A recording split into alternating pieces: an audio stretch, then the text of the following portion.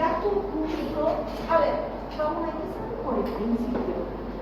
Todos los impuestos, las actividades del Estado tienen efectos económicos. Y entre uno de esos efectos económicos importantes está lo que se llama el gasto público. El gasto público es parte del Estado, de la función del Estado, y son aquellas disposiciones generales del Estado, ya hemos dicho que el Estado en general, para cubrir todas las necesidades públicas. Como ustedes han visto en derecho administrativo, las necesidades pueden ser un disimulo, ¿cierto? Bueno, acá no lo vamos a distinguir en universal y singular, sino que vamos a distinguir esa actividad económica del Estado desde el punto de vista de la intervención que realiza el Estado dentro del mercado, marcado como son inyecciones de dinero, son administraciones, son disposiciones dinerarias que realiza el Estado. Esa intención, esa disposición del dinero que no lo tenemos nosotros, porque hablamos de miles y miles, a veces de millones de pesos. No hablamos de millones, sino de billones de pesos que necesita la administración, ¿me explico? Tanto para la legislatura, tanto para el Poder Legislativo, tanto para el Poder Ejecutivo, tanto para la educación, tanto, son billones y billones que nosotros, que ningún particular dispone de ese dinero o administra ese dinero en forma, diríamos, mensual, ¿cierto? O en forma anual, según el presupuesto, y tiene la capacidad económica como para generar tanto impacto económico en el mercado. Entonces, estas inyecciones o esta actividad económica del Estado, al momento de intervenir con el gasto público, lo que genera son efectos económicos muy importantes dentro de la actividad del Estado. Estos efectos económicos que realizan por parte del Estado, ya sea por disposición ya sea porque administre el gasto para, reitero, el Poder Legislativo, para el Poder Legislativo, el gasto de educación, conforme está presupuestado, es uno de las actividades que es propia del Estado, es inherente al Estado. Es necesario que el Estado realice este gasto. Pero siempre, primero, son disposiciones dinerarias que la realizan. Estas disposiciones dinerarias también participan de la característica que no son disposiciones realizadas en forma arbitraria, de acuerdo a lo que el Estado considera que debe o no debe hacer, sino que está establecido ya en una ley que se llama la Ley Madre, que es la Ley de Presupuesto, y a la vez está regulada dentro de la Ley de Administración Financiera, que es la que establece la forma en la que ese gasto se va a materializar. Es decir, que es una actividad reglada desde el principio al fin. Reitero, disposiciones dinerarias que realiza el Estado, manifestaciones de erogaciones que realiza el Estado a distintas actividades que inyectan a la economía y que producen efectos económicos importantes. Esta definición, según el doctor Lino Garach, es uno de los grandes tratadistas, diríamos así, del derecho impositivo, que son destinadas siempre, no son destinadas siempre a adquirir cosas, a la adquisición de cosas, sino que pueden estar destinadas a la materialización de determinados proyectos que generalmente están ligadas a las proyecciones políticas que tenga diríamos, el administrador de turno, sea el presidente o el partido político que esté, diríamos, imperante dentro de esa política económica, que pueden ser políticas económicas liberales o que pueden ser políticas económicas más conservadoras. ¿A qué lleva esto? A que una actividad económica liberal, a una política económica liberal, ¿qué hace? Restringe el gasto, limita el gasto, prácticamente trata de hacerlo en lo justo, lo necesario y trata de gastar lo menos posible. Y hasta a veces nada. ¿Cómo? Y hasta a veces nada. No, el Estado no puede no gastar. Eso es una característica también esencial que lo dice el doctor Karach. El Estado no puede no gastar porque necesariamente tiene que gastar. Por ejemplo, el servicio como usted, como dije, la seguridad del Estado, no hay otra persona, no tenemos la libre portación de armas todavía. No la tenemos, no existe. Para registrar las armas uno tiene que ir a un registro específico de armas y a registrar determinada actitud, tanto psíquica como física, para poder manipular un arma. Entonces, por lo tanto, esto no es como es en Estados Unidos, donde cada uno de los estados se maneja de forma autónoma, independiente. No, acá tenemos una república donde la administración es la administración central. Y esa característica que marca el doctor Karach del Estado como gran administrador es que el impacto económico que se realiza, reitero, ¿por qué? Porque invierte billones de dinero que no lo hace mensualmente, que no lo hace ningún multimillonario. No hay nadie más rico que el Estado, ¿entendido? El Estado no se funde, el Estado no va a quiebra, el Estado el Estado como Estado no participa esa persona ideal, no participa de las características de la persona jurídica, pero sí depende del proyecto político que cada uno de los gobiernos de turno le inyecte. ¿Para qué? Para ser o más liberal, es decir, restringo el gasto y me limito a que voy a aportar el gasto a seguridad, voy a aportar el gasto a la parte de justicia, porque no hay justicia particular, no hay jueces particulares, es una de las funciones esenciales del Estado. Voy a las universidades, me voy a hacer cargo de la educación, me voy a hacer cargo de los hospitales, me voy a hacer cargo de eso. Y hay otra postura, que es una postura más socialista, que el doctor Karach lo marca también, como posibilidad que tiene el Estado de marcar y de expandirse el gasto. El gasto llegar a qué? Al punto de decir, compro mercadería para repartir mercadería, o sea, en actividades en donde los privados están. Nunca antes, si ustedes tienen un abuelo o alguien de la familia de edad avanzada, pregúntenle si antes el Estado le daba la comida. No daban la comida, daban quizás un ticket, pero porque ¿cómo? El ticket canasta, exactamente, pero no daban comida porque el Estado no participaba de esa función que es la función privada. ¿Se acuerda, doctora, que mandaban la caja PAM? Bueno, por eso era cuando yo tenía ya 20 años. Y bueno, hablando también de 80, pero aún así no era una linda. Claro, pero la idea es la expansión del gasto. La idea es decir, bueno, mira, yo voy a expandirme a tal forma que voy a absorber todas aquellas actividades que están encargadas de hacer los privados, de comprar la mercadería, le voy a decir qué come, le voy a decir qué tienen que vestir, le voy a decir cuánto vale determinada cosa, cómo va a valer esto y voy a restringir. Entonces el Estado se expande hacia la actividad que es propia del privado.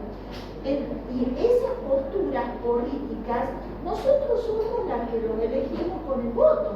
O elegimos uno que sea conservador, que sea limitante del gasto, o elegimos el otro que ese gasto público lo expanda, reitero, a la actividad económica.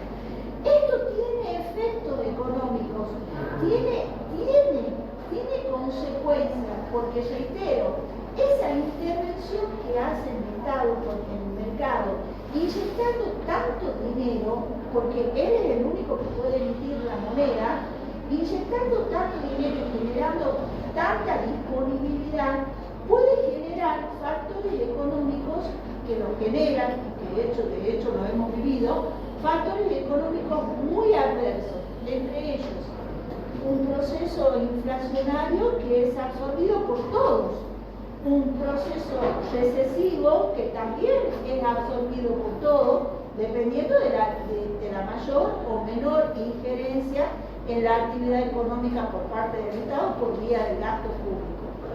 Este intervencionismo, en términos del doctor que lo dice acá, el doctor Caras, puede ser hecho bajo alguna contraprestación o bajo ninguna contraprestación. Mira, yo te doy porque deseo darte, ¿me explico? Puede ser el Estado que haga la obra pública de la conexión del gas, supóngase, en todo el norte, en todo el sur de la provincia. O sea, no sé, por poner un ejemplo, decir, bueno, vamos a elegir en la provincia de La Rioja y vamos a hacer la conectividad del gas para toda la provincia de La Rioja. No lo paga la provincia de La Rioja, lo pagan los 45 millones de habitantes del país. El costo de ese gasto no va a parar por el efecto impositivo a esa singular o a esa particular localidad, porque tiene el efecto expansivo. Es como si fuera una dinamita, se expande. Es como si fuera un átomo que se expande y se escapa. ¿Por qué se escapa? Porque el Estado es el Estado nacional. Aun cuando la obra fuera por licitación pública y demás, el gasto que eso implica realizar una obra pública por parte del Estado, la cubrimos todo. El beneficio, obviamente, que lo va a percibir la provincia de La Rioja, lo va a percibir o los habitantes de la provincia de La Rioja, en el caso de la conexión del gas, lo van a percibir determinadas personas, pero lo va a pagar, el costo va a significar para toda la población. Esta actividad económica o esta erogación económica, esta injerencia económica por parte del Estado, en virtud de una autorización, siempre tiene que ser una autorización legal, no puede ser una autorización cualquiera, debe estar fundada en la ley. ¿Cuál es la ley de leyes? El presupuesto, que ya lo van a ver con el doctor Teodoro Pombo.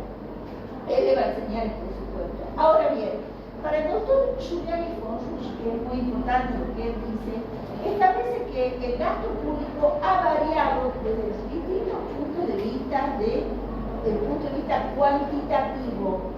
Es decir, no solamente es cualitativo el gasto, sino cuantitativo. Porque no depende, porque yo puedo gastar mucho, pero gastar bien.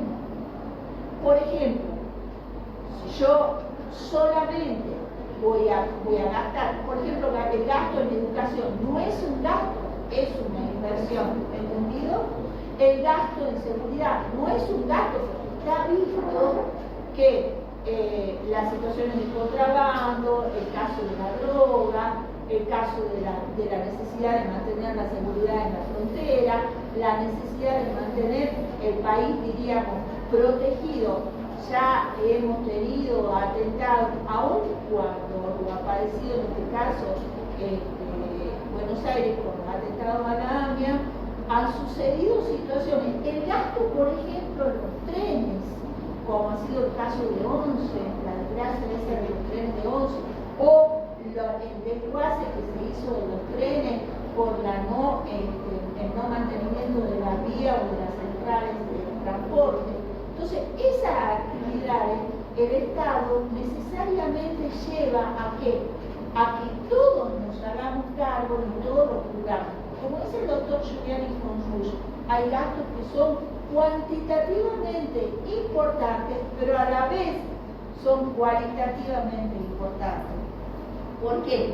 Porque ya perdió ese carácter de ser un gasto esencialmente administrativo. O sea, ya no me encargo solo de pagarle los sueldos a los docentes, de pagarle los sueldos a los jueces y a los empleados judiciales, de pagarle los sueldos a los militares para el tema de la seguridad o al policía. No me encargo de la administración, no me encargo de la luz, de la administración, sino que me encargo de algo que es más importante, que hace a la esencia del hombre. Y ese es el efecto cualitativo que dice el doctor Giuliani Fonjuch.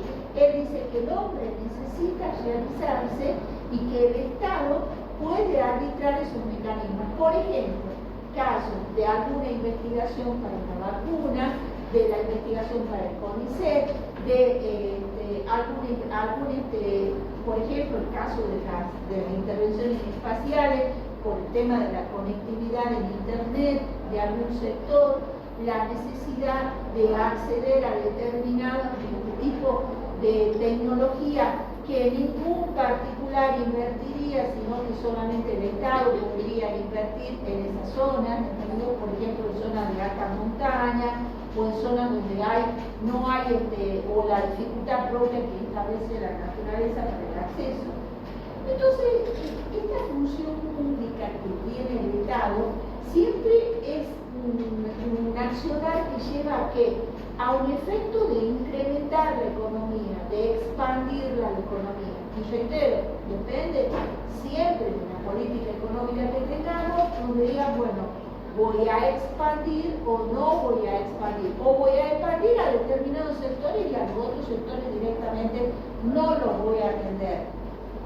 Entonces, este carácter intervencionista que tiene el Estado en la economía es muy importante, porque reitero, nadie más que el Estado está en condiciones de gastar tamaña cantidad de dinero o de poder acceder a hacer una inversión mensualmente de tanta cantidad de dinero. ¿Me explico?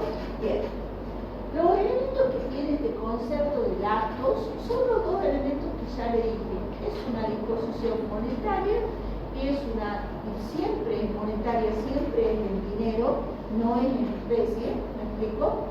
Porque aún si el Estado quisiera, por ejemplo, regalarle yerba para que todos tomemos mate, o regalarnos la comida para que todos comamos, regalarnos carne, ¿me entienden? O regalar lo que fuera, siempre el Estado tiene que comprar a un particular, a una empresa o a un particular. Por lo tanto, siempre son disposiciones lineales. Otra característica es que la realiza el propio Estado. Y la tercera de las últimas de las características es que la autoriza siempre siempre lo hace bajo una base legal, que es el presupuesto, la ley de leyes. Se la voy a dejar, se la voy a regalar para que la tengan, para cuando vean con el doctor Combe, pero vemos que dentro de los objetivos de la ley de presupuesto, la ley de administración financiera, establece que esta ley tiende a garantizar la aplicación de ese gasto público. La ley de administración financiera dice, mira, yo te voy a garantizar que el Estado realmente gaste en educación, que el Estado gaste en justicia, que el Estado gaste en seguridad y que el Estado gaste, supóngase, en los hospitales o en la salud de las personas. Esa garantía, ¿por qué? Porque lo hace ¿con qué? Con la regularidad financiera que se va a cumplir todos los meses. El médico, nosotros los docentes, los universitarios, no estamos pensando si va a venir o no la luz. ¿Me explico? No estamos pensando si vamos a tener el aire acondicionado para el aula, ¿entendido? Si vamos a tener el espacio físico para darle las clases. No. El Estado garantiza eso, y garantiza eso como una administración, un acto administrativo propio general.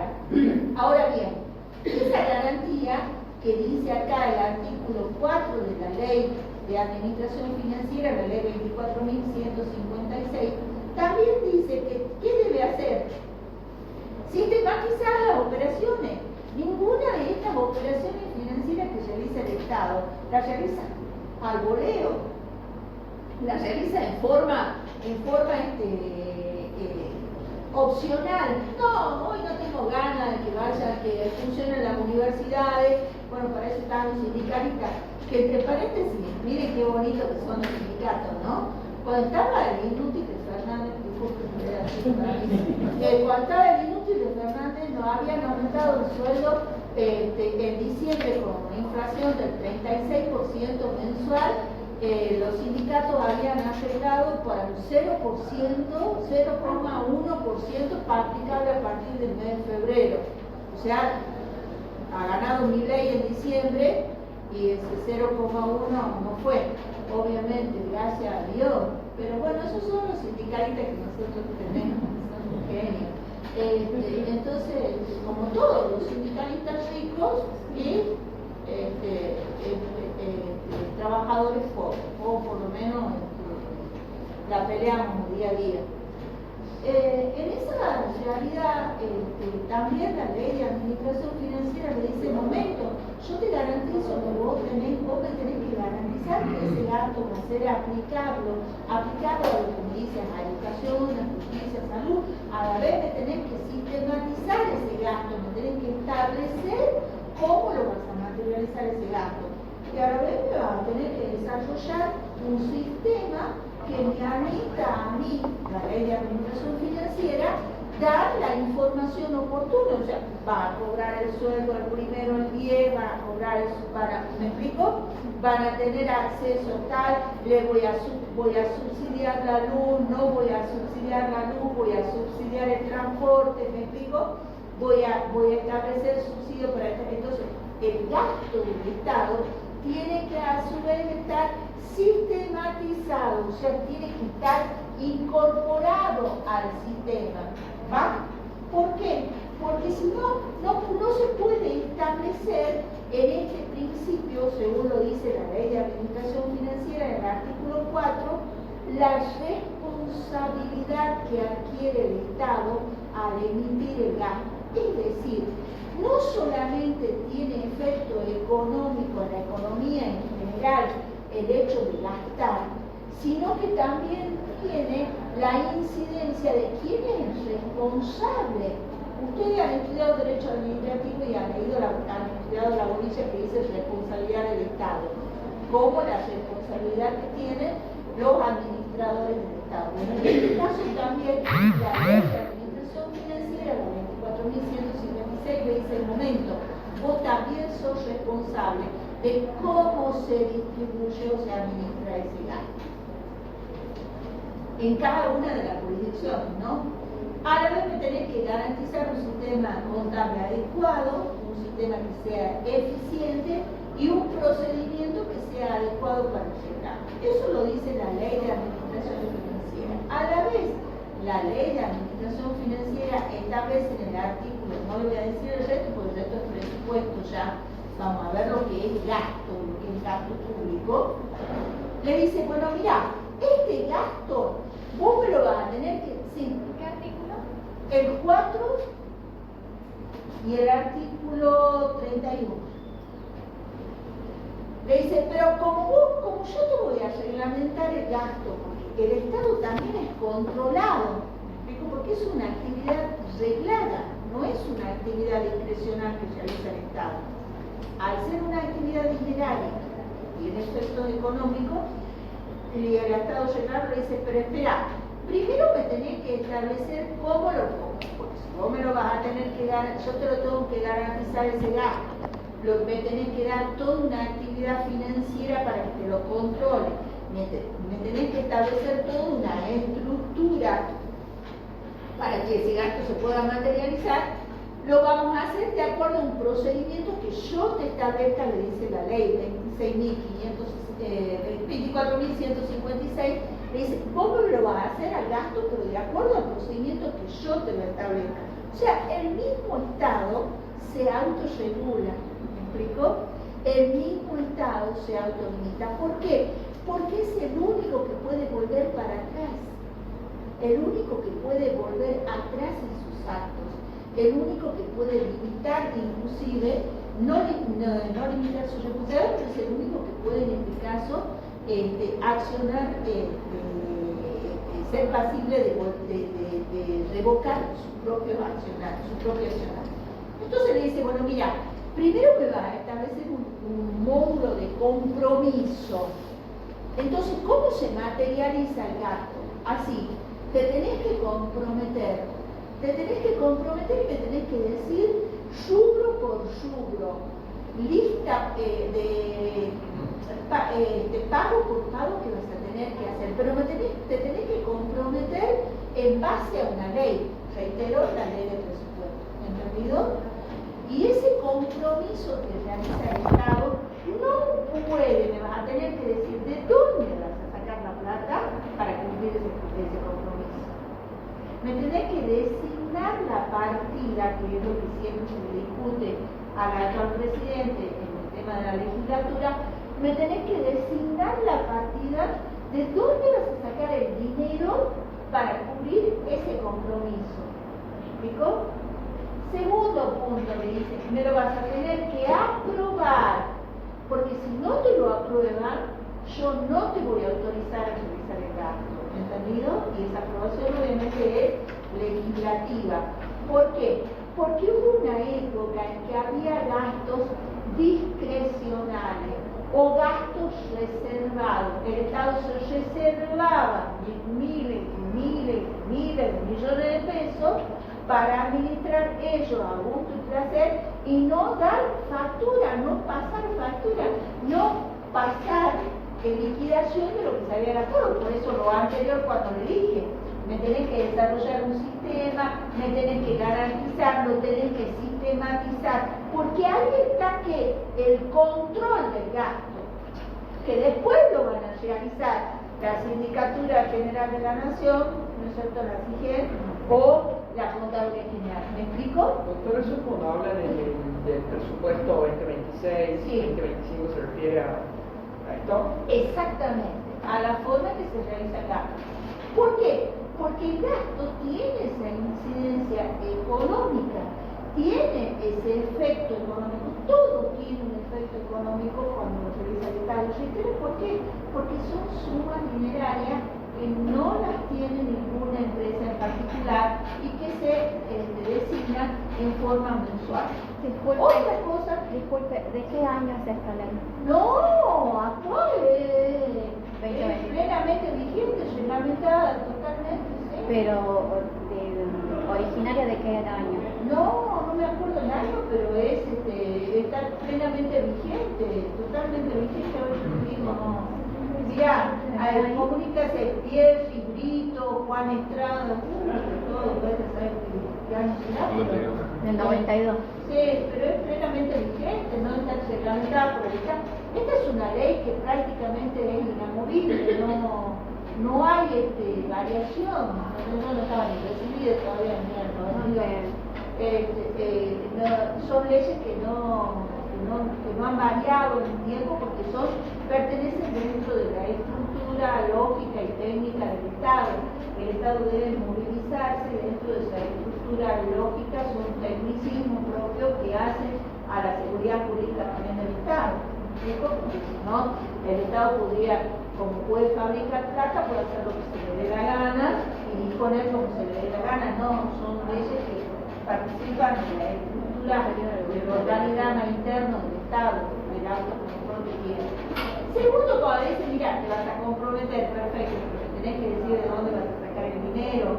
Segundo, pero tenés que aprobar a ese compromiso. Ese compromiso debe estar perfectamente aprobado. Y tercero, pero vas a tener que identificar. Quiere decir la identificación que no se puede alterar lo que se ha designado para la partida de educación para llevarlo a la salud. ¿Entendido? Cada partida, cada identificación es personal, única y no se puede tragar y no se puede, si ha tenido esta característica de estar debidamente aprobado y de ser debidamente identificado. Segundo, me dice que va a tener que devengar. ¿Qué es el devengamiento que nosotros hablamos? Que muchas veces también lo damos por sabido, pero que no es así. Es una actitud cualitativa o cualificativa que tiene el Estado de determinar cómo va a componer su patrimonio. Por ejemplo, decir, yo tengo, y acá vamos a entrar en un tecnicismo económico. Ustedes saben que el PBI, el Producto Bruto Interno, es la totalidad de bienes y de servicios que circulan: luz, gas, educación, cloacas, transporte, todos los servicios que nosotros tenemos, ¿no es cierto? Pero a la vez, dentro de ese PBI, tenemos las relaciones de, que yo ya les dije a ustedes, que el Estado obtiene los ingresos por prácticamente el 90% por la parte impositiva, eso es lo que nos pide a cada uno, lo que nos pide a cada uno de nosotros el concepto de impuestos, pero a la vez por las importaciones y las exportaciones. El Estado puede tener, en virtud de las importaciones o de las exportaciones, una balanza comercial, es decir, yo saco menos, ¿me explico? Y entra más, o saco más, o sea, exporto más, ¿no es cierto? Mando más cosas al exterior que lo que viene del exterior. Entonces mi balanza comercial es positiva. Tengo plata. ¿Por qué? Porque el que administra todo esto, ¿quién es? El tesoro de la nación. ¿Entendido? Es el tesoro de la nación. Entonces, ¿qué pasa? Ese es otro de los efectos económicos que también lo habla el doctor Giuliani Kossuth, que lo dice. Momento, porque si yo gasto mucho, si yo fabrico mucha plata, si yo genero un proceso inflacionario descomunal, como tuvimos en el Rodrigazo cuando murió mi papá en el año 76, con gobiernos que ya venían desde el 74 con la crisis económica, o como lo tuvimos con Alfonsín, con una hiperinflación en el año 81, 82, que muchos se acordarán, o que pasamos situaciones, o que los que tienen autos saben que no hay nafta, que te restringen determinada mercadería, que no podés acceder a los repuestos de las computadoras, etc. Dice Giuliani Kossuth, un momento, todo este gasto exorbitante que me genera inflación, a la vez que me genera un desequilibrio en la balanza comercial, por lo tanto que tengo menos plata de reserva, fabrico mucho papel, pero no tengo plata de reserva. ¿Me explico? ¿Y cuál es uno de los gastos más importantes que tiene el Estado, que también debe hacerlo? El pago de la deuda pública. ¿Por qué? Porque si yo, Estado, he decidido contraer un empréstito y he comprometido a los 45, a los 50 millones de habitantes al pago de una deuda para garantizar determinados servicios, ¿me explico? Esa deuda debe pagarse. Esto es como la cuenta del almacenero. ¿Se acuerdan? Debe y haber. ¿Va? Oferta y demanda. Debe y haber. A ver, ¿cuánto es lo que yo tengo y cuánto es lo que gasto? Por eso la ley de administración financiera, en el artículo 31, le dice: señor, usted no puede gastar más. Tiene que gastar lo justo y necesario. Me tiene que identificar la partida, me tiene que decir de dónde va a sacar el gasto y a su vez no puede alterar el modo en que ese gasto se va a materializar. ¿Me ha quedado claro? Bien. Sí. Entonces le dice ahora, bien, pero va a tener que devengar. ¿Cómo que te lo tengo que devengar? Dice, no. Sí, dice, me lo vas a tener que devengar. ¿Qué es la devengación? Es esa administración cualificativa que hace que el gasto conforme parte del patrimonio de la universidad, patrimonio del Poder Ejecutivo, patrimonio del Poder Judicial. Ejemplo típico que yo les doy siempre, porque ya todos van a ser abogados dentro de poquito tiempo, o la mayoría. Entonces, como no vamos a antes nos encontramos en tribunales, ahora no, porque todo es virtual, pero como seguramente me van a saludar, espero que me saluden, no me van a negar, saludo, bueno, pero la de última, si no me niegan, saludo siempre, pero colegas así, en algún momento uno puede tener un pleito, puede tener una interrelación inconflictiva. La tasa de justicia. ¿Qué es la tasa de justicia? ¿Qué son los gastos de juicio? ¿Qué es aquel importe que yo debo pagar para ingresar una demanda. Son gastos que son propios de la administración y por el sistema ingresan a una cuenta que la maneja solamente el Poder Judicial. ¿Entendido? ¿Me explico? Eso es lo que ustedes van a ver todos los días o para tener muchísimo trabajo en todo el momento que ustedes tengan que trabajar. Esa identificación, esa cualificación que está dada por la misma ley de administración financiera que le exige al Estado este devengamiento.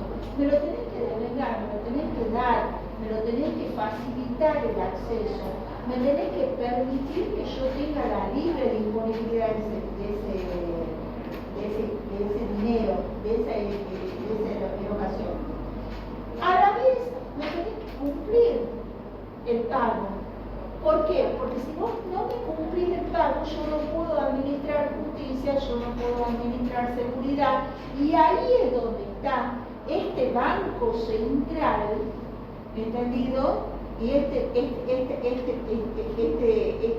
sistema en donde ¿qué? Es el que dice, no, yo debo responder a los 45 millones de habitantes. Yo no tengo que responder, por eso la ley de administración financiera es muy importante, porque es el Banco Central el que le dice, no, momento, yo tengo que responder a los 45 millones de habitantes, por más que la obra vos la hagas en La Quiaca o la hagas en donde quieras, la hagas en La Rioja, por más que vos quieras gastar más para una determinada cosa, para un determinado rubro, o sea, por ejemplo, para pagar, supóngase, planes sociales, que es lo que siempre, el ejemplo que nosotros tenemos a diario, ¿me explico? O para pagarle, o para decir, le voy a dar a cada uno de los ciudadanos 3 millones de pesos, voy a imprimir plata, troche y moche, y le voy a dar 3 millones de pesos a cada uno de los ciudadanos para que puedan vivir felices, y le voy a aumentar el sueldo a los docentes, a todos, ¿me explico? Y los van a hacer todos felices. Yo voy a ganar 10 millones de pesos y no me ven más. Bueno, conclusión. No, sí que van a ver, yo hago de algo. Entonces, en realidad esa disposición le dice el propio Banco Central, le dice, no, vos, por virtud de la ley de administración financiera, dice, no, vos ese compromiso, ¿me entendés? Lo tenés que hacer de forma tan adecuada que no me alteres el PBI y que no me alteres el equilibrio financiero. ¿Va? Porque aparte de generarme inflación por el exceso de dinero que tengo circulante, del exceso de dinero circulante, a la vez me va a generar desequilibrio en la balanza de pago. ¿Me explico? Entonces el Banco Central dice no. ¿Qué es lo que hizo Néstor Kirchner cuando dijo yo voy a pagar la deuda eterna? Y todo el mundo estaba re contento.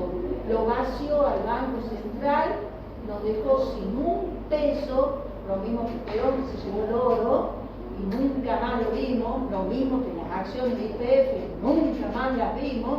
Bueno, conclusión, que dicen que nos representan a todos, pagan y después contraen empréstitos con otros, como ser, por ejemplo, y no solamente eso, el Club de París, le pagaron un 16% más con una tasa mucho más alta que el FMI, ¿entendés? Entonces, por lo tanto, los intereses de la deuda se incrementaron, el gasto que hizo se incrementó. Consecuencia.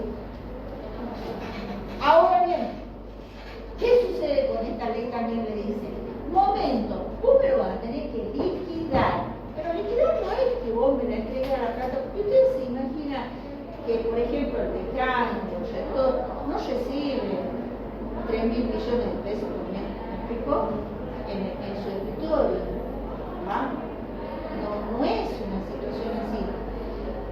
Es una situación de compromiso monetario, financiero y de estructura financiera por parte del Estado. Ahora bien, después de que me dice el devengamiento, nosotros aplicamos o sea, Julian Sponrush dice que no, pero Villegas dice que sí, qué es el devengamiento y la afectación específica.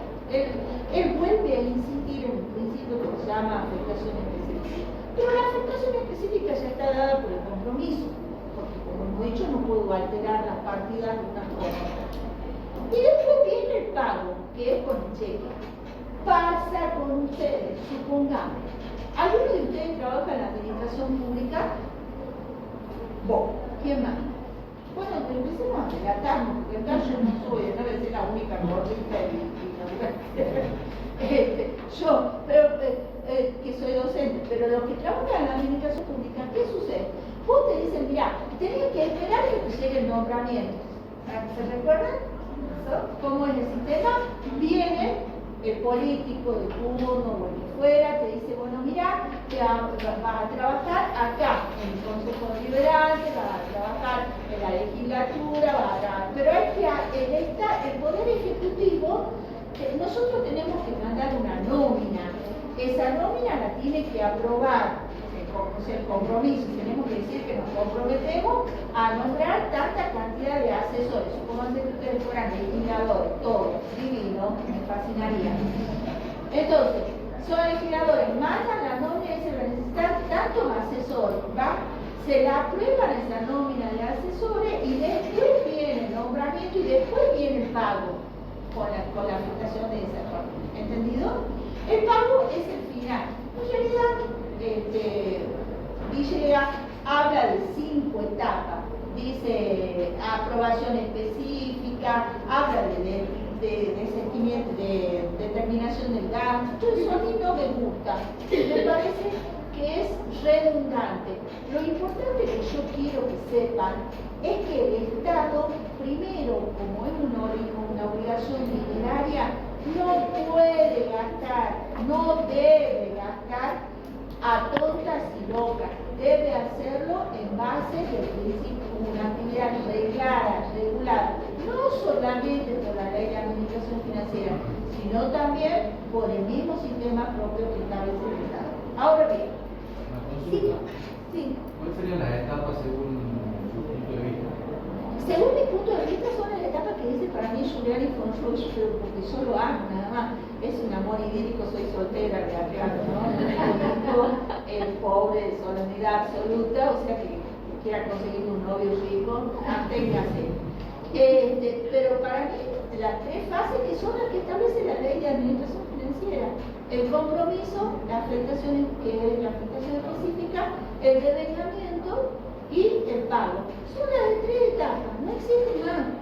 Porque si nosotros nos ponemos a ver la propia ley, te está diciendo, ojo que te controle. ¿Y quién es el agente de control? La Cámara, los poderes legislativos, los diputados y los senadores, son los que tienen que controlar cómo se realiza este gasto. ¿Entendido? O sea que es muy importante cuando uno elige, cuando uno ejercita la actividad democrática.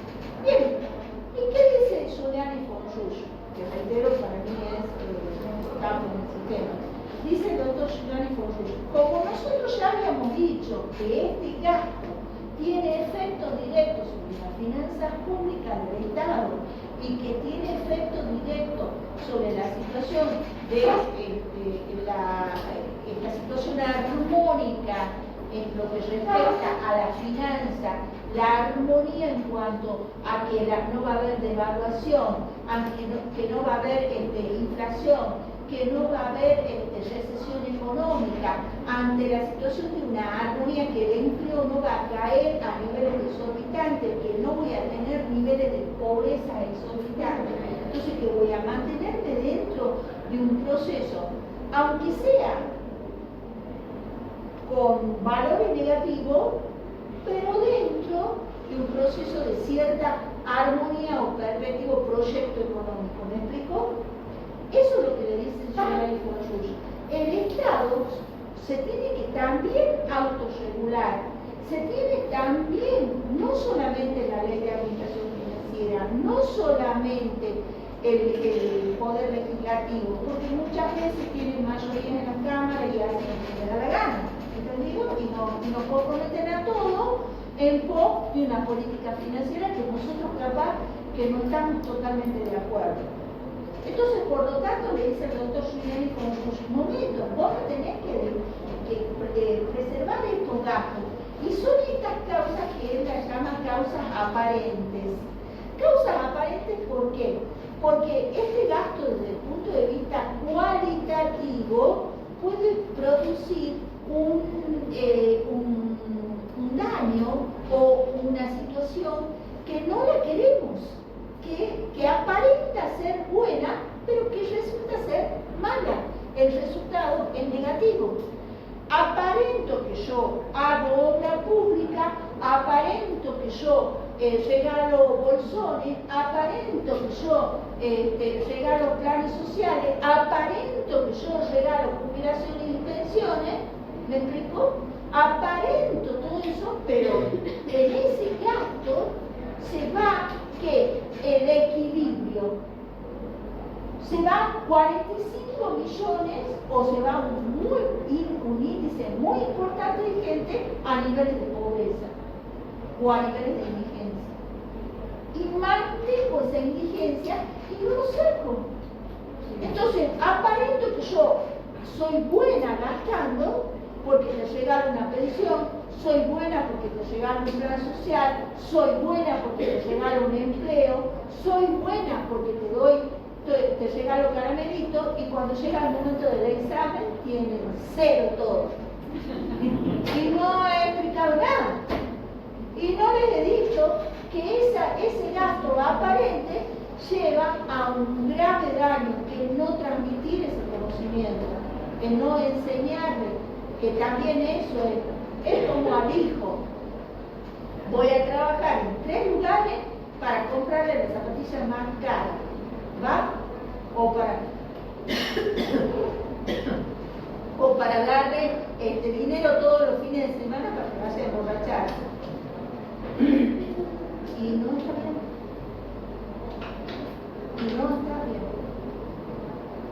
Mi madre diría, con primer grado superior, que hay que saber hacer para saber mandar. Y es muy importante saber cocinar, lavar, planchar y a la vez ser profesional. Todo es muy importante. Porque muchas veces la economía que hace una ama de casa en el hogar es mucho más importante que la economía que puede hacer, o que el dinero que puede, los millones que puede traer un hombre a la casa.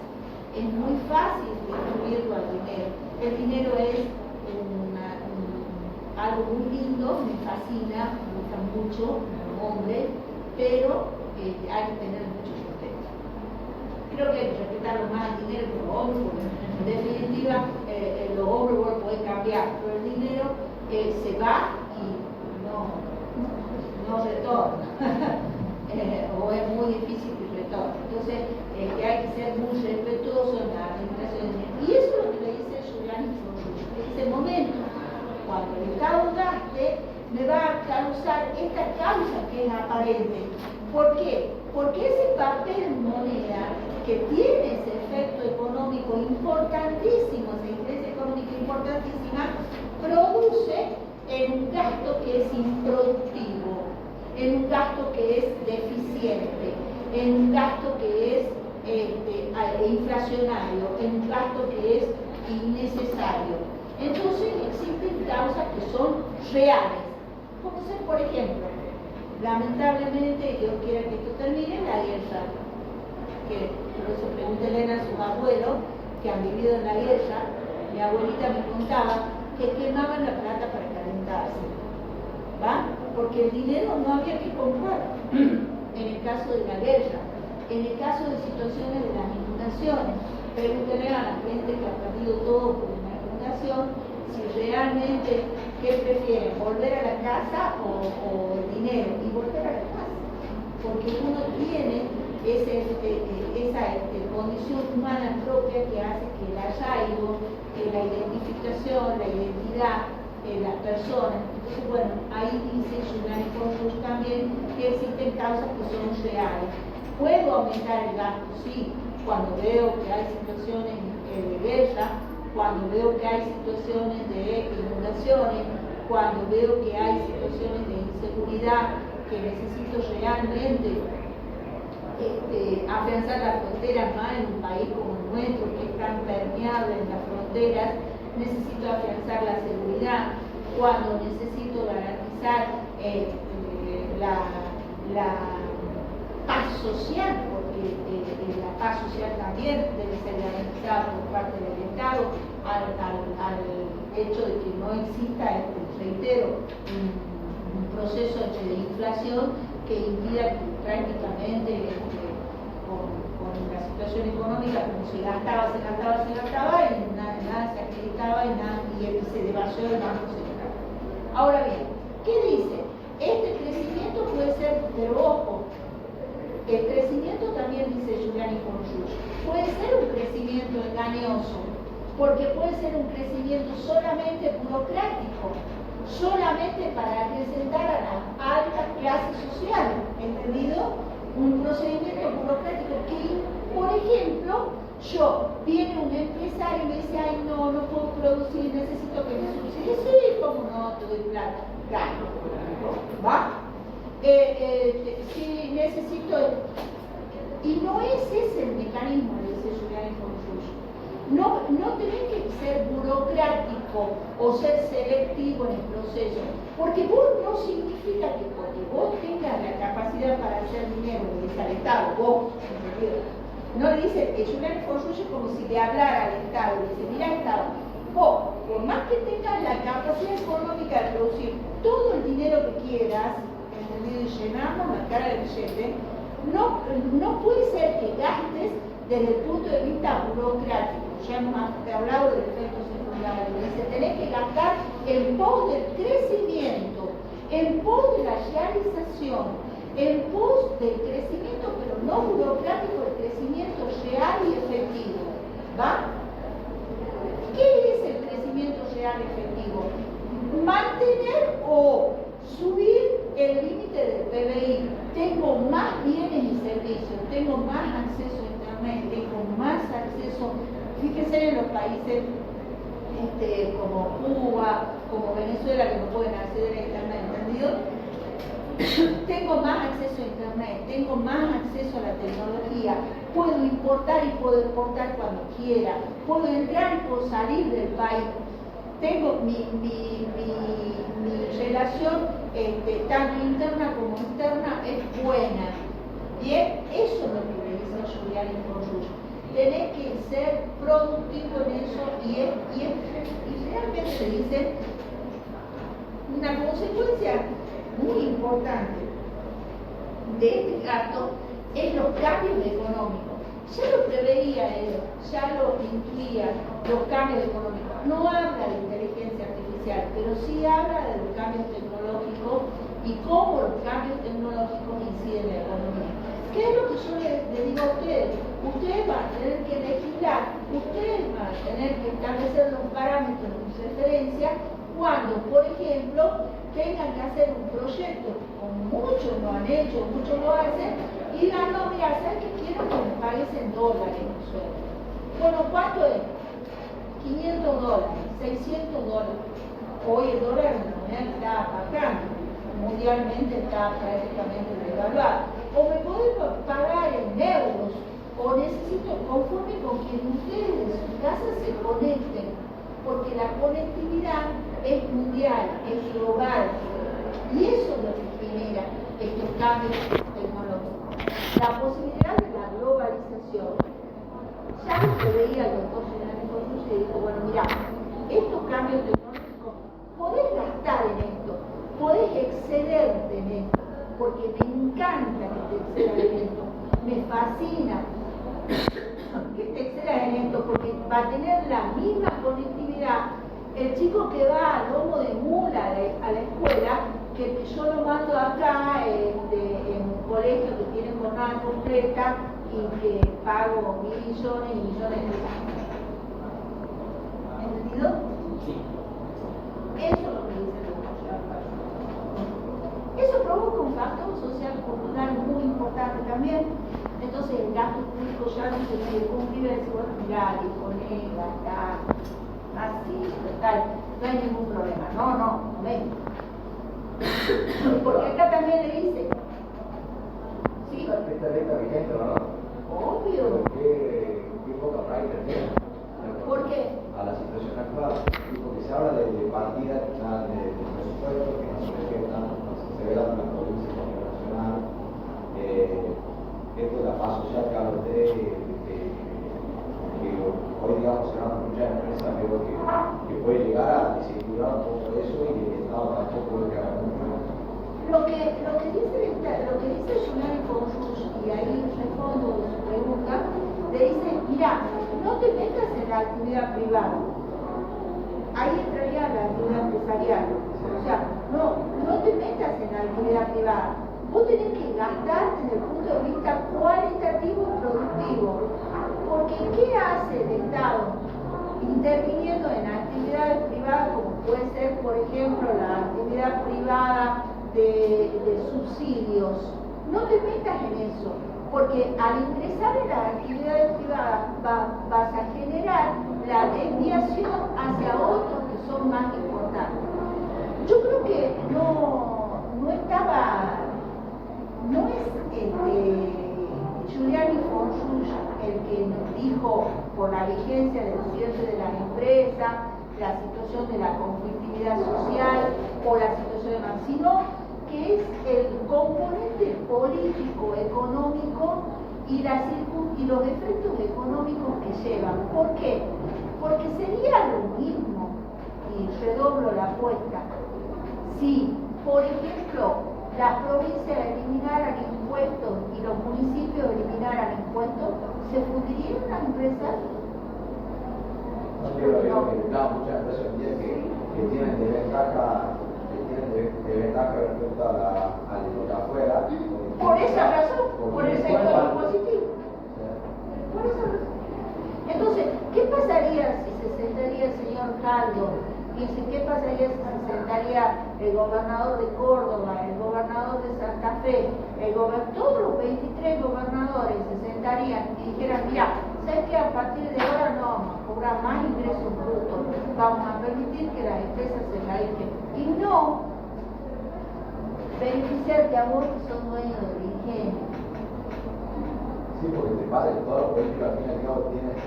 Y no andar chocho de la vida, vos van así que te miran por sobre el hombro, porque vos sos un mero trabajador, ¿me entendés? Y que tienen a los hijos empresarios, porque les subsidiamos los 2 millones de habitantes de Tucumán, les subsidiamos la actividad azucarera y la compra de la tiendita de vehículos. El control de tarea, que es simplemente el control de gasto que hace el Estado. Entonces, exactamente, ¿por qué? ¿Pero por qué? Porque la ley, eso es lo que se trata de buscar, que la ley, el tema es la legislatura. Los legisladores son los que no la tratan.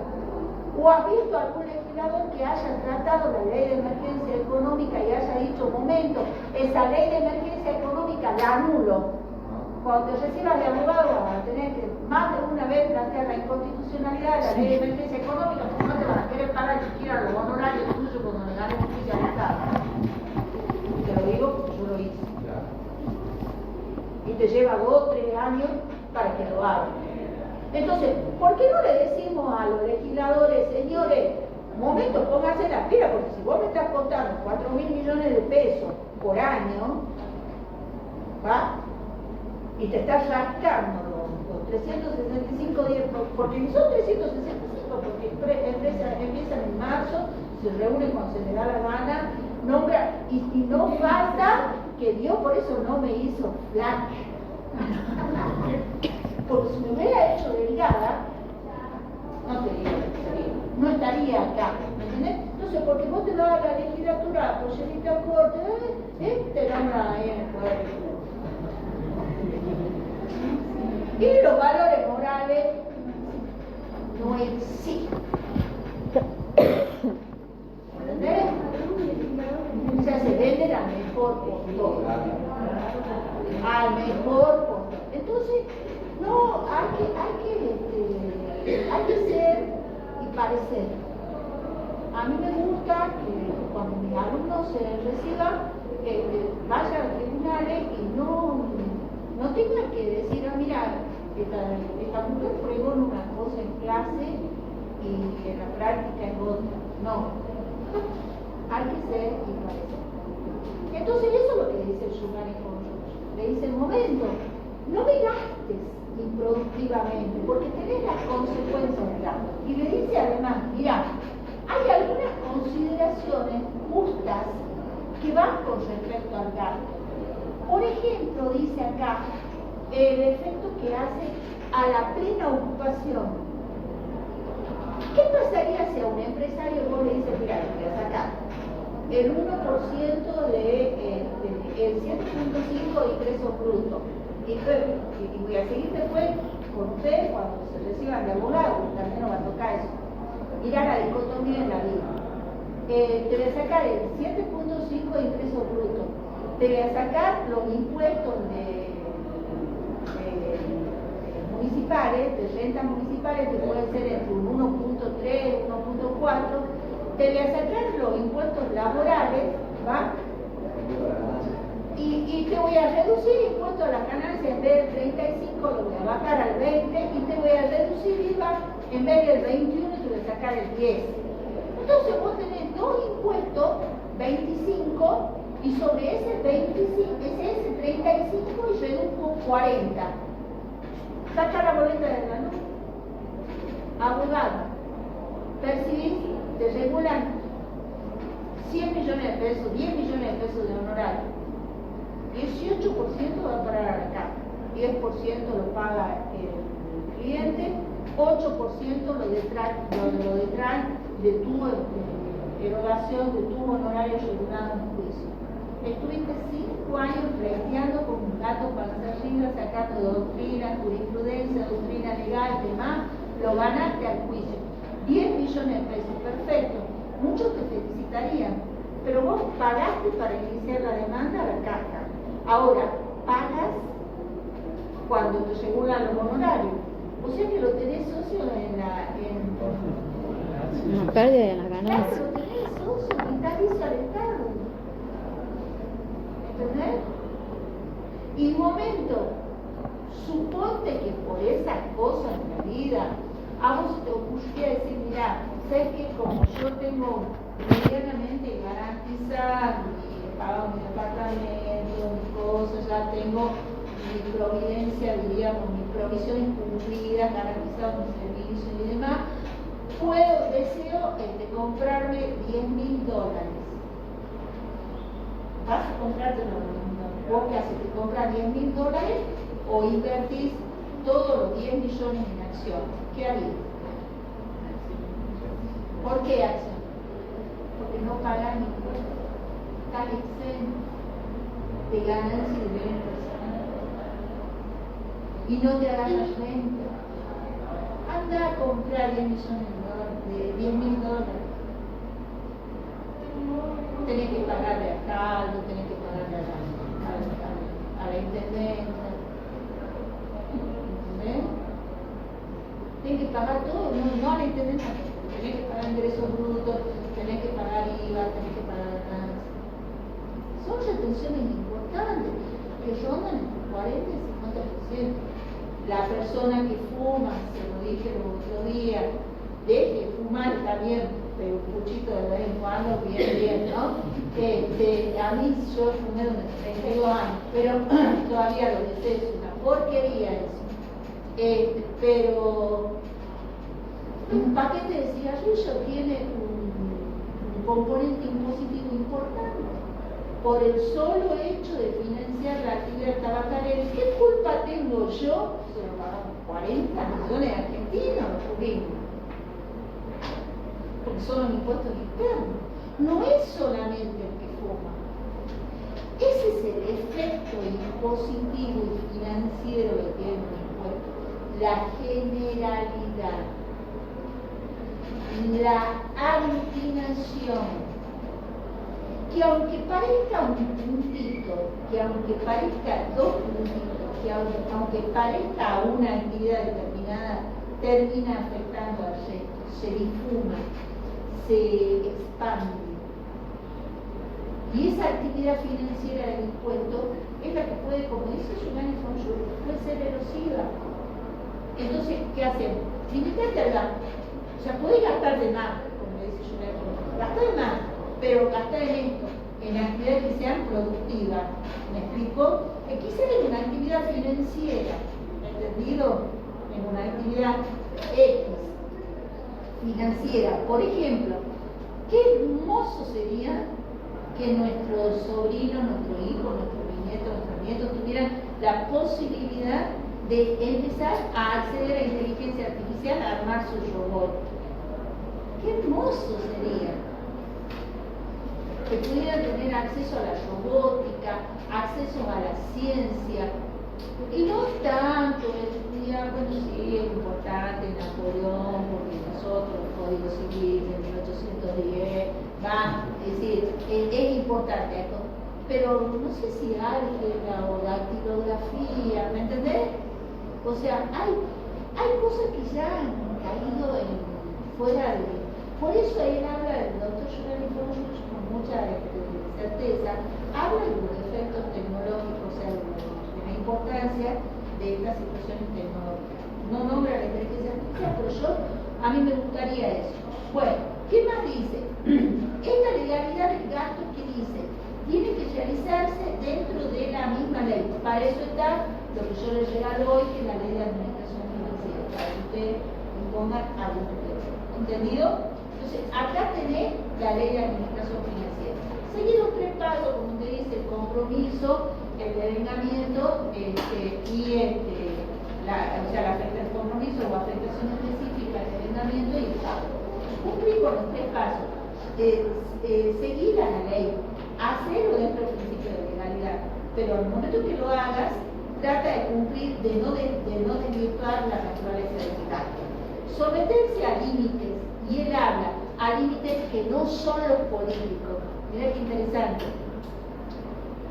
Someterse a límites que no son los políticos. Es importante eso porque a veces es necesario dejar la política de lado para analizar la situación de nuestros chicos que no saben leer, que no saben escribir, que no tienen acceso a algún material, por el solo hecho de no tener acceso al libro, ¿entendés? Entonces, bueno, no sé, me gustaría mucho que sueñe con eso, sueñe con un proyecto Que la falta de educación considera también por el político más. Vos sabés que el doctor del piso habla de algo muy raro para esta época, que es el efecto económico de los impuestos en la familia. Se ha destruido la familia. La educación no la impartimos nosotros, la imparten los padres. La educación viene de la casa y la instrucción en el pueblo.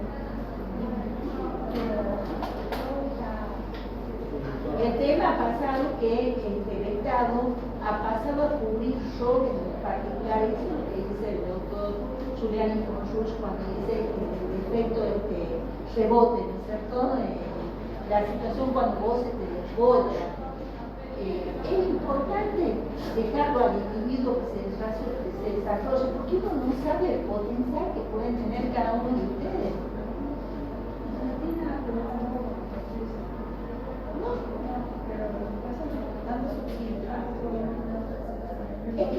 Es que se ha destruido la imaginación, la inventiva, la capacidad de la persona de desarrollarse aún en las situaciones más adversas.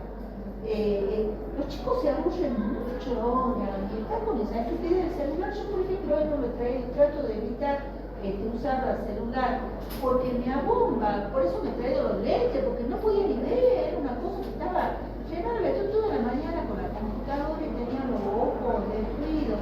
Entonces, es necesario, me dolía la cabeza, todo. O sea, es necesario otras cosas. A mí, por ejemplo, me fascina cocinar. Yo creo que la cocina es un excelente ejercicio para la distracción, como puede ser hacer un juego, ¿no? Un sudoku o un crucigrama, pero es importante que los chicos aprendan a cocinar. La química y la física es muy importante porque si uno combina mal los alimentos lo pueden matar algunos. No es necesario ser la quilla morar como el veneno, pero poder, no sé, alguna persona que sea alérgica. Lo que pasa, doctora, que también las madres, los padres, de comodidad, y eso que en el mismo no puede haber pasado. Tengo que estudiar, déjame usar el teléfono. Bueno, claro. O la televisión, antes de la época. Antes nosotros veíamos combate a las 12 de la noche con estricta autorización de nuestros padres. Porque era violento. No hay nada para lo que está ahora. Mi papá medía 2 metros y me decía, tía, que te agarre, mariquita. ¿Me entendés? Claro, porque uno, como todo chico, yo no he nacido con 1,80 m, pero toda criatura parece que era bastante inquieta, ¿me entendés? Entonces, hay que ser, equilibrar las circunstancias. Yo creo firmemente en la gente joven, en ustedes. Pongo mucho foco en ustedes. Me encanta que la gente, disculpe, a su edad estudie, a su edad estudie una carrera, a la edad de ustedes se disponga a estudiar una carrera que conlleva un tiempo muy importante. O sea, me encanta esa predisposición. Lo felicito, me parece genial, pero no significa por eso que el Estado, como reitero, deba ser una manifestación. La familia debe ser destruida como ha sido destruida en todo este tiempo, ¿no? Bueno, ¿qué pasa? ¿Cuáles son los criterios de clasificación que puede existir en total? Nosotros no lo vamos a clasificar en universal, no. El doctor Julián Iponrulla hace cortita y le dice, mira, en clasificación económica y funcional, punto. Nada más. Una clasificación económica y una clasificación funcional. El gasto que tiene sentido económico, el gasto que tiene sentido funcional. Ahora, ¿cuáles son esos efectos que yo le decía del gasto público? Son factores necesarios para la atribución de este gasto público que puede ocasionar un efecto, como lo dije anteriormente, ya sea de un beneficio aparente a costa de. Y después, ¿cuáles son los límites de este gasto público? ¿Cuáles son los límites que yo debo ponerle a este gasto público? Evidentemente el legal surge de dónde? De la propia Constitución Nacional. Y ahí vamos, a Constitución Nacional.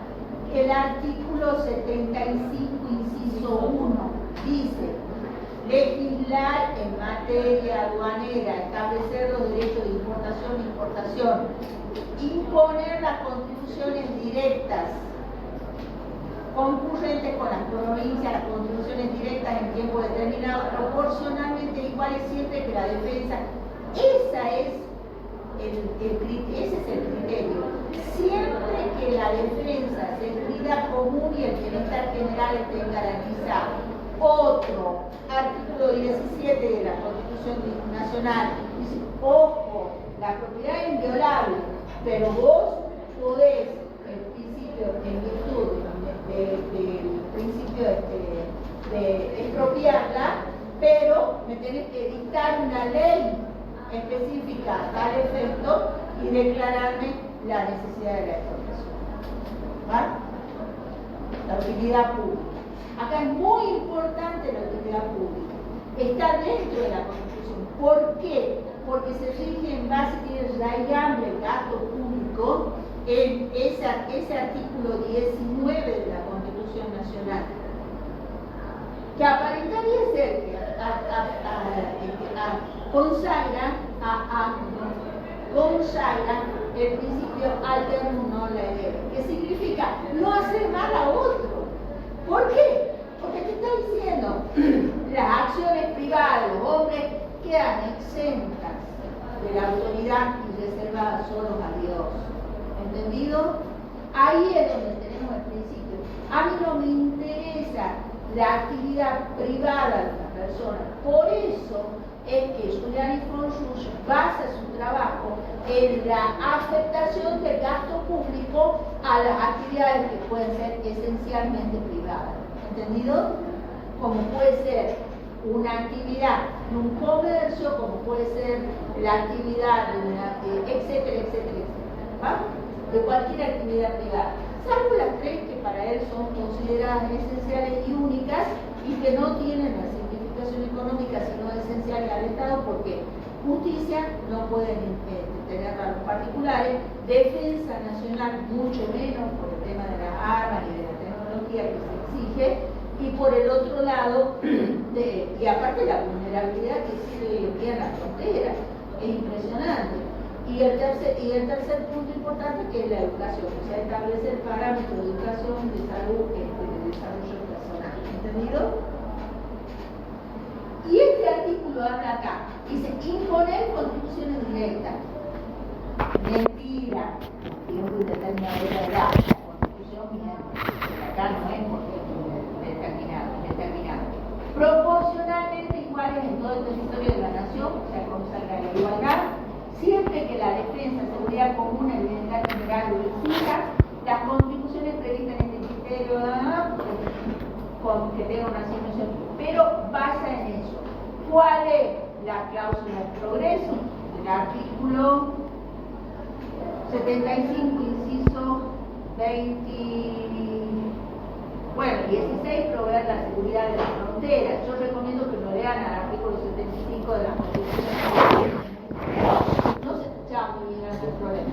No se la dejo porque, como verán, esta, no sé quién se la regaló algún alumno, pero pueden el artículo 75 aprenderlo de memoria, los incisos son divinos.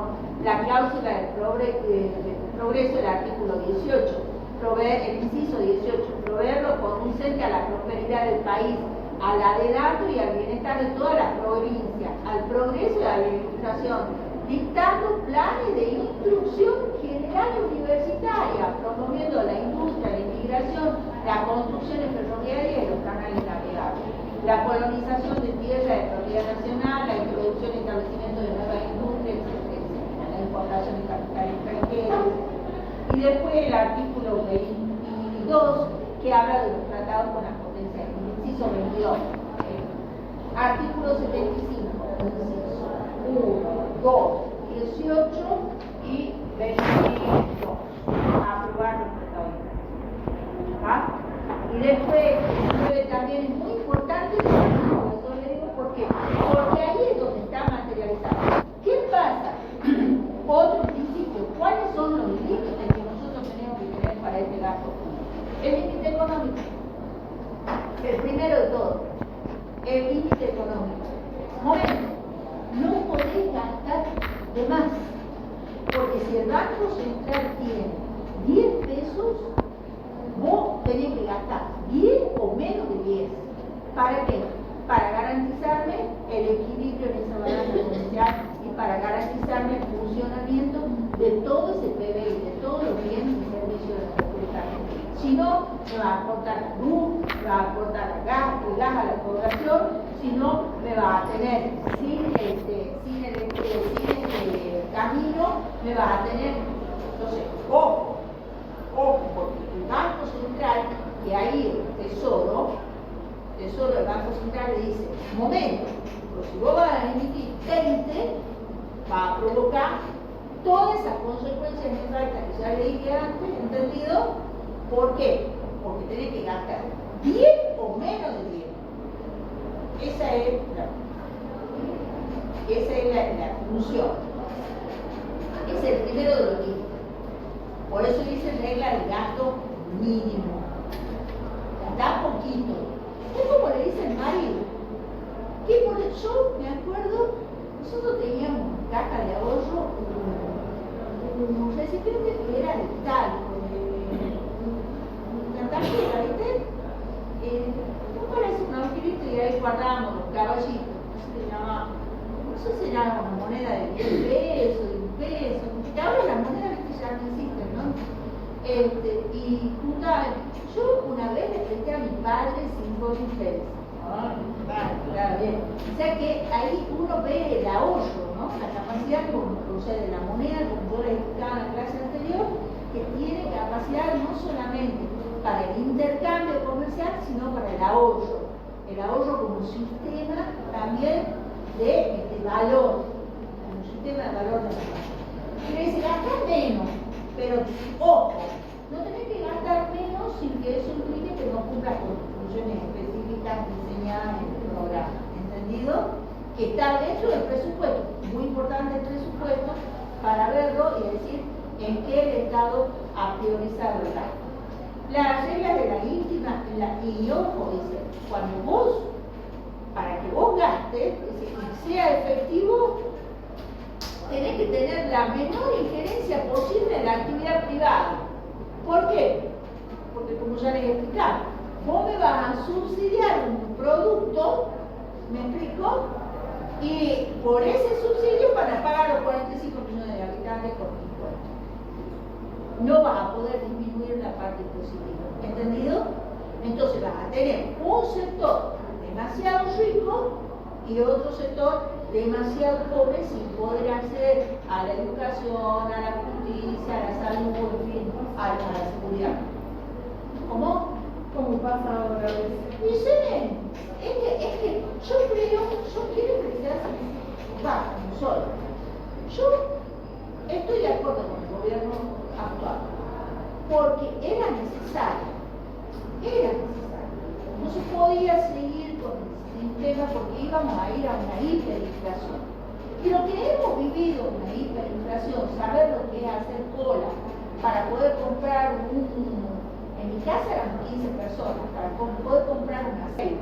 Lo que hemos sufrido no tener luz, lo que hemos sufrido no poder comprar los libros, lo que hemos sufrido tener que venir a la biblioteca a transcribir los libros con la lapicera y con las hojas usadas, porque no teníamos posibilidades de ir a comprar blog y blog de hojas como ahora. A los 2 segundos, no a los 2 segundos, porque estaba el tipo con esa maquinita infernal poniéndole precio constantemente, con una inflación de 300. Ahora bien, de ese proceso hiperinflacionario, ¿se sale en 2 años? Imposible, como vos, mira, Marisa, tiene que bajar 40 kilos, tiene que bajar 5. No es ni en 1 año ni en 2, esto va a pasar 10 años, pero si nosotros seguimos admitiendo que imprimir dinero y regalar dinero, como regalamos jubilación. Cuento un caso personal propio. Mi padre tenía 16 camiones, 16 repartos, 16 maestros, empleados de años 70.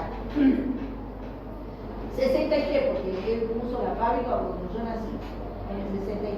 O sea que ya tengo 63 años, podría festejar mi cumpleaños. Pero en esa idea, mi padre tenía acciones en un banco, tenía todo.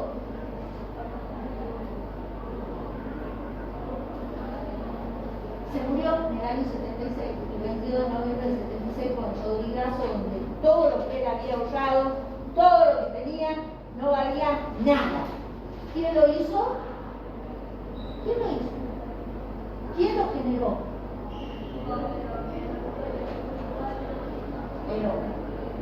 Pero la Isabelita, que ahora está en España, hablando español y siendo una ciudadana ilustre. Bueno, mi madre, 40 años, quería jubilarse. Mi papá aportó todos los años a la caja, pero porque antes no había las obras sociales como ahora. Había una sola obra social privada, se llamaba APS, y esa mi papá la pagaba porque tenía infarto y todo lo demás, sufría el corazón. Bueno, se muere mi mamá y dice, ahora mi mamá le cobra la pensión. No, se fundió la caja. Los sindicalistas la fundieron más tarde. No tiene un peso su marido aportado.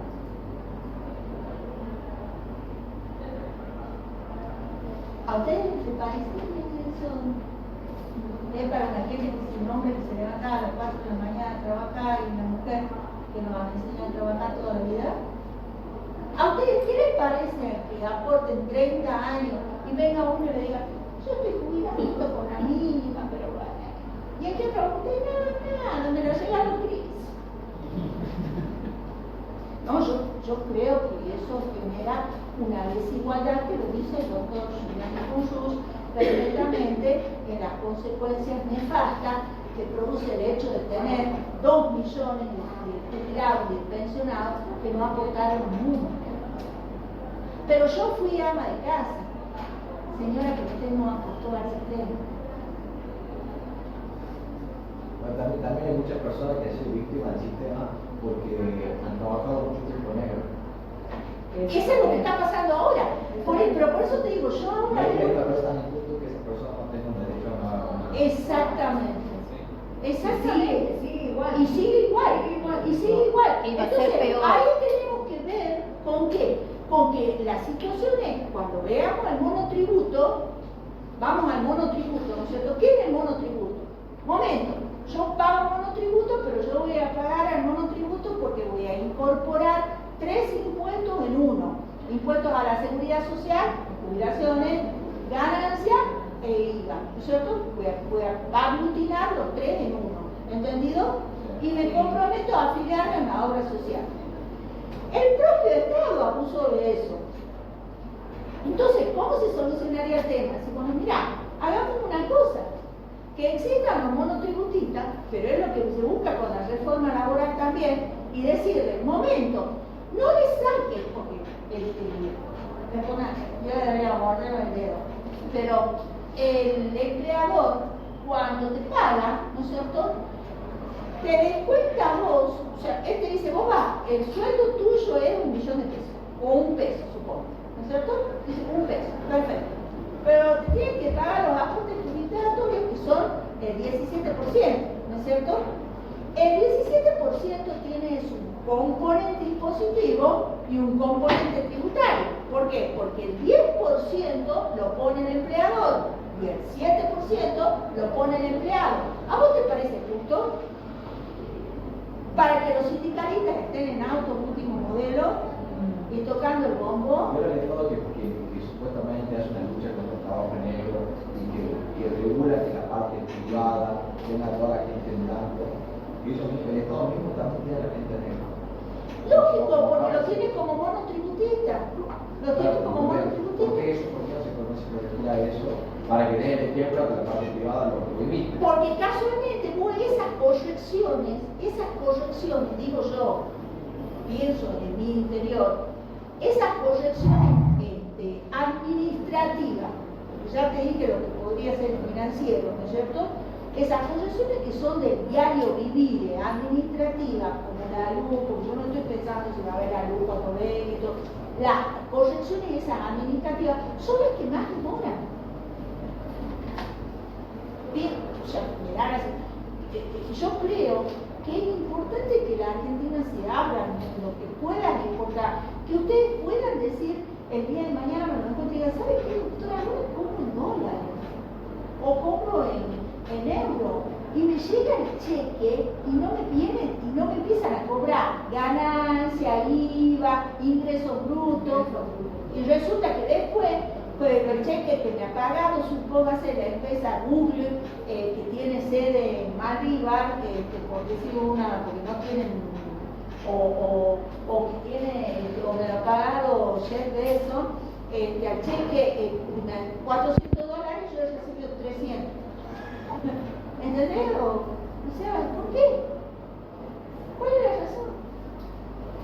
Y he recibido los $400. Pero este proceso, nos guste o no nos guste, yo discúlpenme, sé que no hay que decirlo política, pero me la dan. Y te juro que la pagué. Yo gano mínimo, pero porque lo amo, realmente porque me fascina, pero porque yo amo esto, ¿no? Pero digo, en serio, es realmente. Sí, de las agrupaciones dicen que hay muchos docentes ad honor en la Cámara. También. Yo ingresé por concurso, ¿no? En el año 94, más o menos ingresé por concurso. Y bueno, uno realmente creo que es hermoso poder enseñar. Yo creo que hay que dar un tiempo. Creo. Ahora, el que no tiene para comer, no. Qué jodido. El que no tiene que pagar un alquiler, que te aumentan los alquileres. El que es jefe de familia y con este cambio de gobierno ha quedado sin nada. Gente, chicos, jóvenes sin poder estudiar, que han terminado el secundario no pueden acceder ni siquiera porque no pueden llegar hasta la facultad, aunque les den el boleto gratuito, porque no llegan a la fotocopia. todo chicos cambio. chicos que van a la escuela solamente por comer. Yo tengo compañeras del secundario que son docentes y me cuentan esta crisis de ahora, las ratas y demás. Otra cosa, ver la escuela normal tan deteriorada. Yo, así como me ven, estudiaba en la escuela Tallito. Porque es así.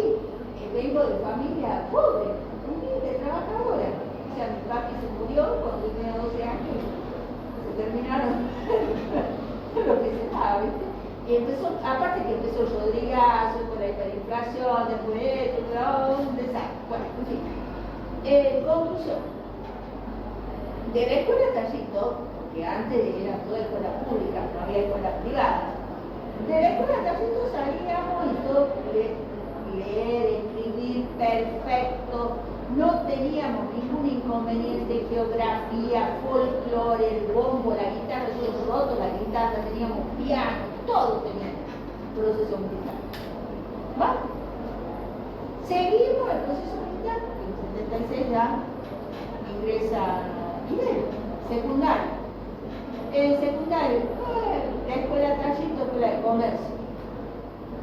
No teníamos mayores pretensiones, entonces, conocer al chico de la escuela normal, en la escuela normal tienen un laboratorio para diseccionar los ponícolas. ¿Sabés que el laboratorio tiene funcionando? Bueno, vamos ahí, hemos conectado con la escuela normal. Sé que tienen actividades extra programáticas, ¿por qué no estudiamos teatro? El doctor, el señor Jorge Alves, teatro. Y él nos enseñaba teatro en la escuela normal, estudiábamos ahí. ¿Qué decía la profesora de literatura? No me repitas el Quijote. Hagan una exposición del Quijote y hagan una exposición, por ejemplo, de Antonio Machado en la clase. ¡Divino! No nos olvidamos más. Porque no estudiamos de memoria. Y hoy la escuela normal está así en ese nivel de deterioro. Entonces, sigo apuntando al cambio. ¿Me explico? Porque si en 30 años se ha hecho semejante desastre, yo seguro que no pensaba que estaba así. Yo pensaba que estaba, vos la ves de fuera y ves algo hermoso. Sí, imponente, que nosotros teníamos compañeras del Sagrado, del Huerto, de gente que nos encontrábamos en la sociedad francesa porque hacíamos la fiesta para poder viajar y todo, y eso nos veíamos ahí y eran las chicas bien, ¿entendés? El Sarmiento y todo, y no teníamos que envidiarle en cultura. En la formación no teníamos nada que envidiarle. Es más, ellas venían a participar en las clases de teatro con nosotros, con el doctor Jorge Alves. Una excelentísima persona, ¿no? Es cierto, el día de hoy, ingresar a la escuela todavía sigue siendo un poco imposible por el tema del inglés, por el tamaño médico. Sigue siendo como muy. Tiene profesores excelentes. Pero esa escuela sigue teniendo. Esa escuela fue icónica, fue un tema de cultura.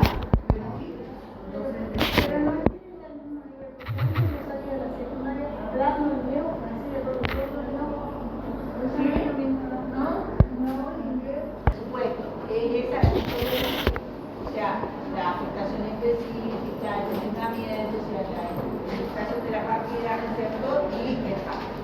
Pero que llega, habla con 6, una barbaridad. ¿Usted va a subir eso al campus o va a dejar una copia en la...? Una copia en la fotocopiadora, Bien. son 3 hojitas, un resumen que lo pueden tener y bueno, cualquier cosa lo pueden tener. Esta parte, por parte de ¿Cómo se deben del gasto?